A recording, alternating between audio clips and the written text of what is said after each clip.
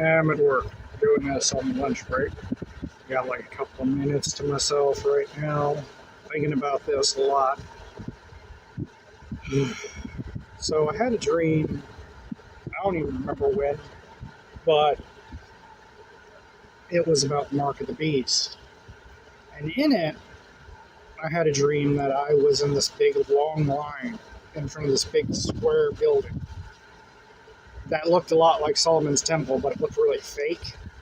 And they had like these, it was hyperly cleaned all the time to make it look really, really clean on the outside, which kind of reminds me of what Jesus said about the Pharisees being like a gilded goblet on the outside, but full of death and corruption on the inside.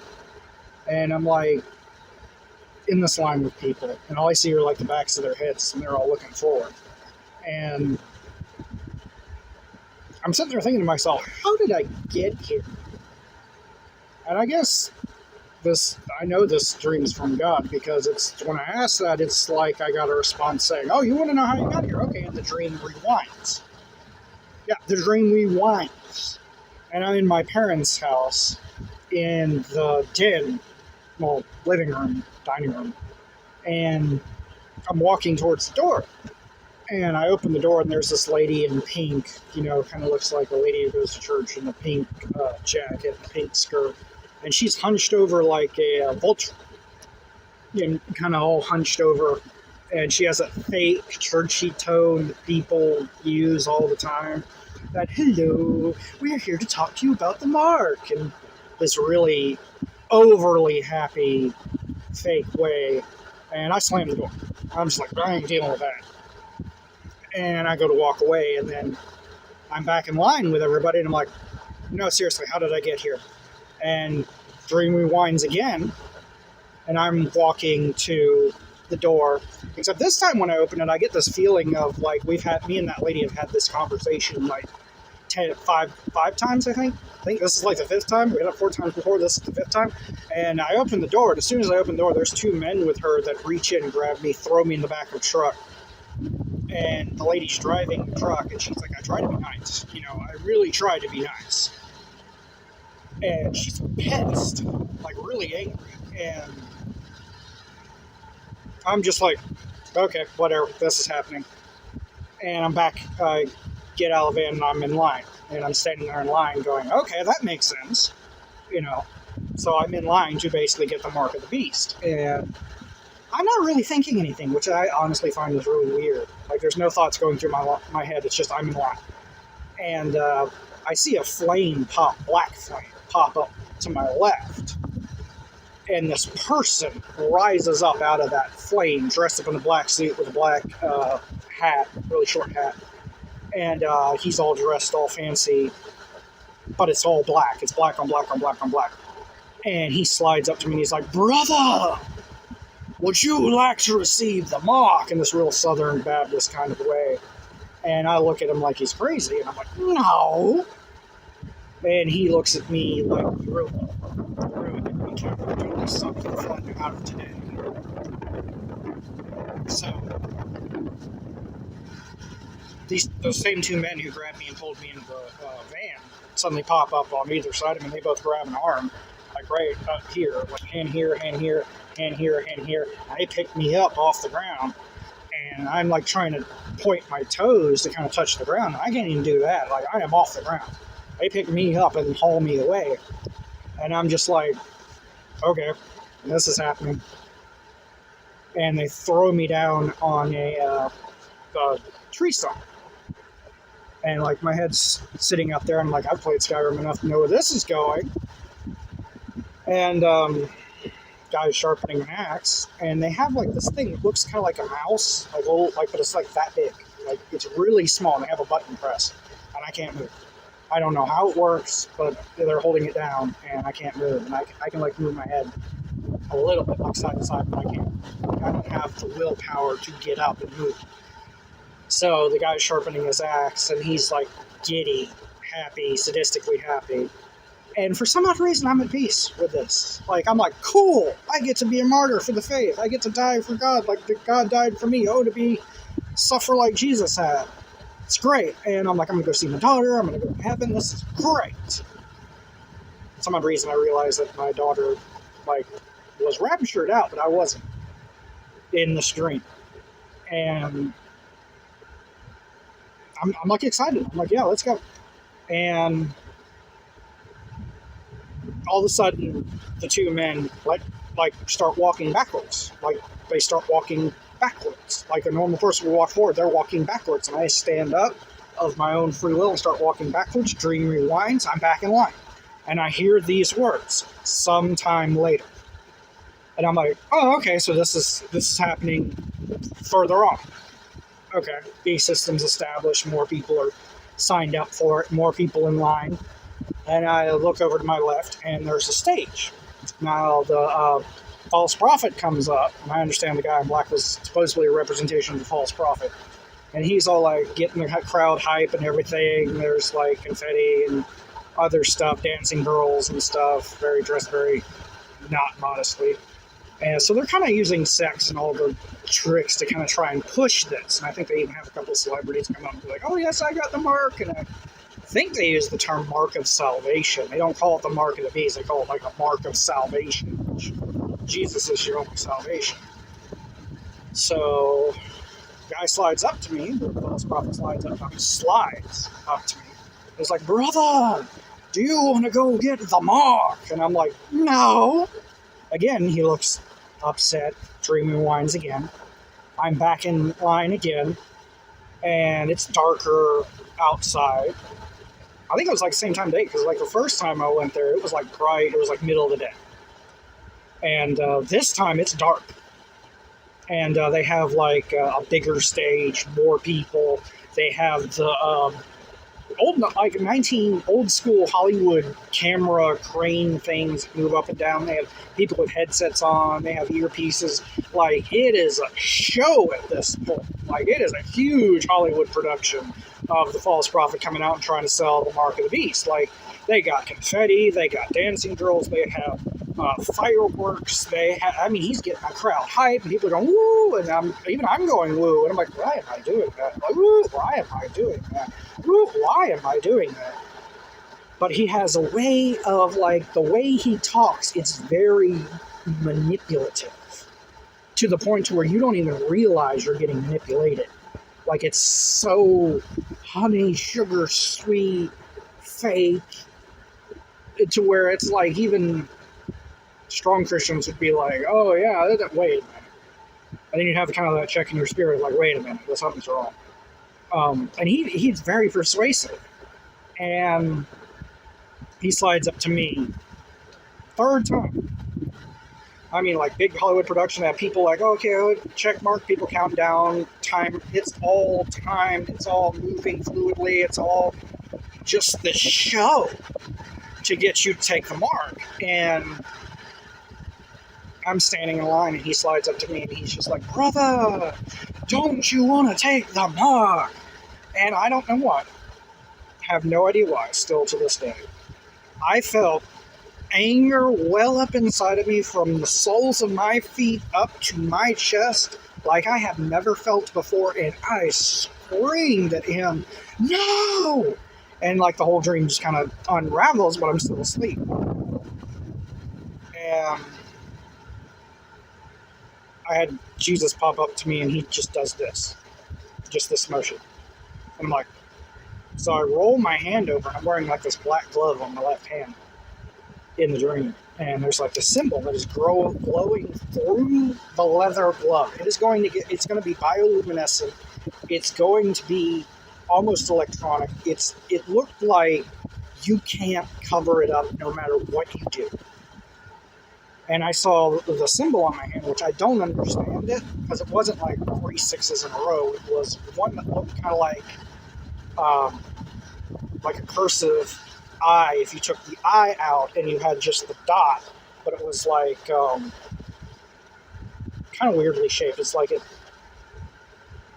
kind of curved to a point and curved to a point, so it kind of almost looked like an S, or sideways curvy triangle is the only way I can think of describing it. It actually looks like the I on the Saia trucks, the dot on the I of the Saia trucks. I remember looking at that symbol, I see a red truck go by, and I'm like, that's weird. And then the other symbol looks like the number 7, but they twisted it upside down and turned it like that. And I'm like, that's weird. Kind of reminds me of Boeing. Don't know why. And then the third symbol looked like pi, but it had a whole bunch of slashes and stuff around it. And I'm like, that doesn't seem right. That just does not seem right. And in the dream, it was on my left hand, which I'm like, and I look at Jesus and I'm like, it's supposed to be on the right hand of the forehead. He nodded, but he didn't say anything. I guess he was just trying to show it. And then I was in the room, a room inside of the building, and there's this pedestal with this square block with a round thing and a needle sticking up out of it. And I had this feeling like people were trying to force me to take it on my right hand. And they're like, and trying to fight it. So in order to combat it, what I ended up doing was I took my left hand and I threw it onto the spike, and they lost their minds. They were angry, like wild animal angry. Like, they were super angry. Rage like you had never, like wild animal, feral, angry. Like, they were really upset by it. And I didn't understand why. And I woke up. Been wanting to like post this for a while, but I haven't had what to. Well, I didn't really have. It's just I've been kind of like disposed to. I don't know. I'm trying to do my due diligence. I mean, later on, I'll tell you some of the other stuff that I've been through and other supernatural things that have happened in my life. Like, I had another dream, I think, that's noteworthy. And I found out the meaning behind it. Like, when I was a really little kid, I had a dream that I went to a toy store with one of my friends. He was like a blonde-headed guy I've never met before.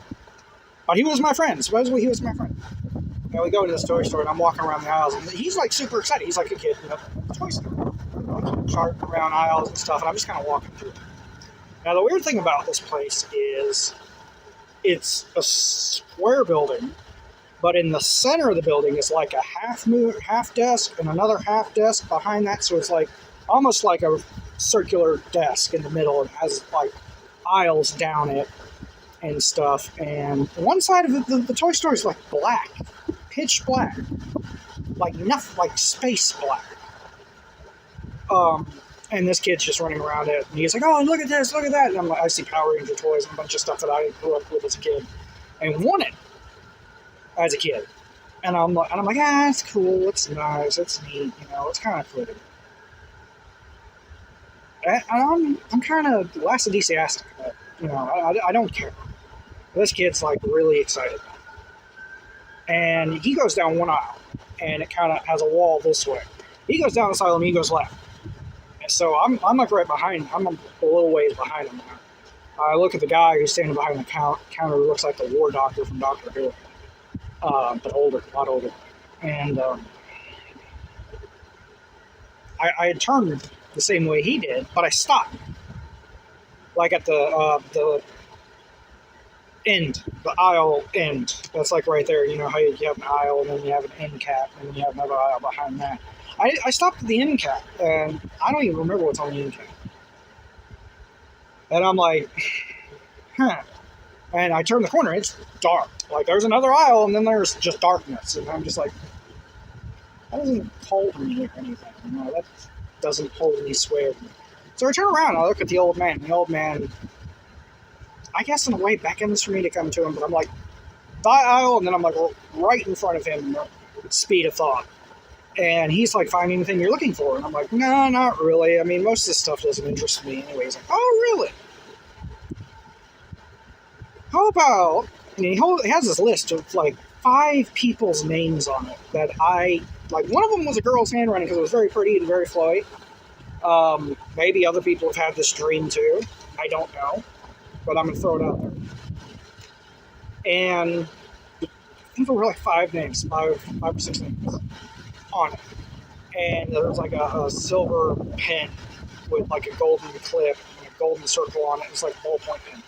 Very pretty pen. On that clipboard with names on it. And he's like, you finding what you're looking for? I'm like, no, not really. None of this interests me. And he's like, oh, okay, that's interesting. He's like, have you thought about joining the Lord's army? And I'm like, why? Something about that like interested me. Like something in it like stirred my spirit in my sleep. And I'm like, yeah, why not? Sure, why not?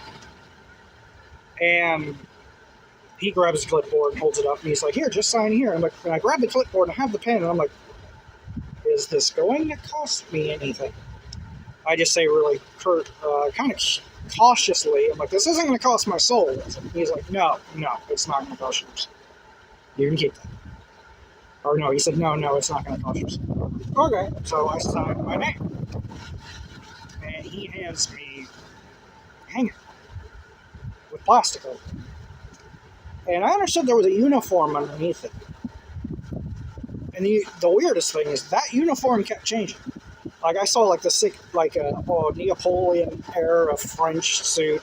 I saw World War I GI. I saw World War II American, and it just would like rotate different nations, different eras. It's like my brain couldn't decide on what uniform it was going to be. I mean, it kept changing. So I grabbed the uniform, and he hands me a hat, like an old French-style Napoleon-era hat. Sometimes that hat would be a helmet, sometimes it'd be armor. It would keep changing. And he's like, good luck with that. And it's like I was pulled out of the toy store, and I ended up outside on this big, like, inclined hill with, like, a brown house that I have seen several times in my dreams that I've never seen in real life, or I don't remember. And there's people just standing around. There's like, I hear shells going off. They're hitting the ground and throwing up dirt. I tasted the dirt. I hear the sounds of it, smell the sulfur and the chemicals used when it explodes. I mean, it is a war zone, and everybody's just standing there like, just like, this is mildly inconvenient. I'm holding a uniform in my hand, and I'll walk up to people I know and just hold it out to them. And they would be like, and just walk off. Like, shake their head no, and walk off. Go to, like, the left. And I'm like, this is wrong. And I run around, and I'm like, hold it out to people. And people would just be like, no, and walk off. And it's like I had this feeling like we need a general, we need a leader, we need somebody to assume, we need the troops, need orders, we need somebody, this is needed now, we need this now, we need to hurry up and find somebody, we need to hurry up and find somebody, this is needed now, this is needed now, this is needed now. And there's like this rush on it. I was a kid like in the 90s, so this is like 20-something years ago, 30-something years ago, and it's just this feeling like, hurry, come on, we hurry. And eventually I look around and nobody's there. Just shells exploding, like the ground's exploding, shells going off, war zones going off, and I look at the uniform, and I'm by myself. And I'm like, look at the uniform, look at the explosions, look at the uniform, look at the explosions, look at the uniform, look at the explosions. And I grab the uniform and throw it on the ground. I grab the zipper, unzip it, and throw the plastic off, grab the uniform, throw it on, and I got like a sword on my side. It was a very pretty sword, very cavalier saber. Very pretty sword. And I do just do an about face, completely around, and start running towards the explosions with just this like feeling of like I'm invincible. And I don't think I've ever felt that in a dream before. Just that invulnerable, that God's at your back and you can do anything. It was a really cool dream. And I'm running towards like just this encroaching darkness and hearing this like deep voice laughing menacingly and going to war.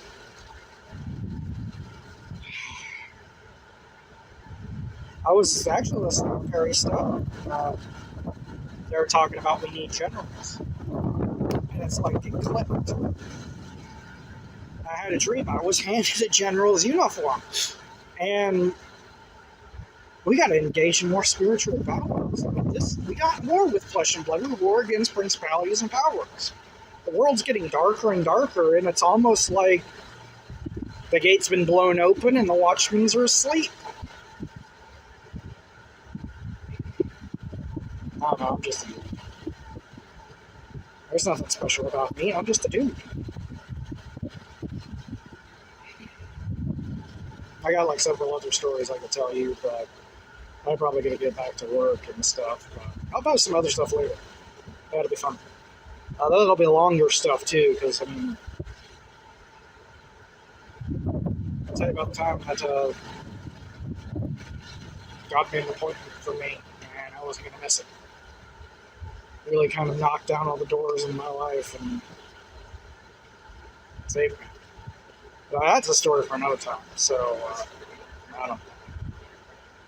I have to post your comments below, see what y'all think it means, or whatever the Holy Spirit leads you to. I'm just posting them out there. Hopefully I'm casting a wide net.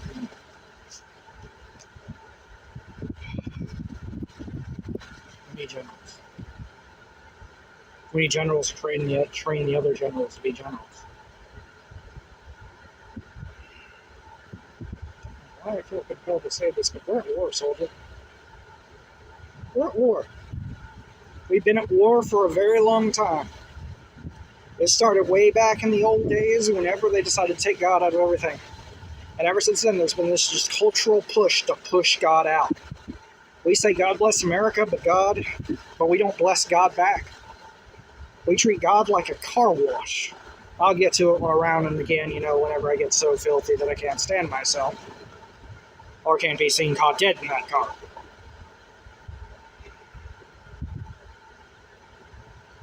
He's everything. The Alpha, the Omega, the beginning, the end, the true God. Tell me, how many people got demons cast out of them in any other little lowercase g's name? Oh, wait.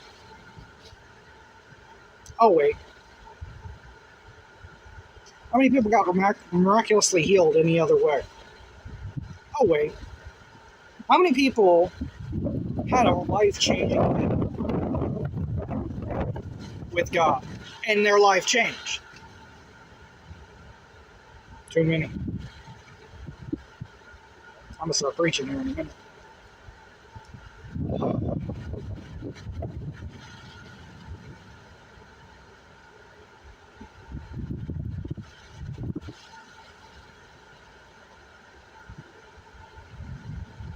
What else God is? Holy. That's a word we've forgotten.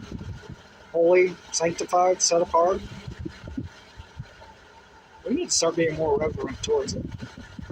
A lot more reverent. Don't treat him like he's way up on a pedestal we can't reach. Jesus paid that price for us so we can reach him. The curtain between us and the Holy of Holies got pulled down after Jesus gave up the ghost. Direct line.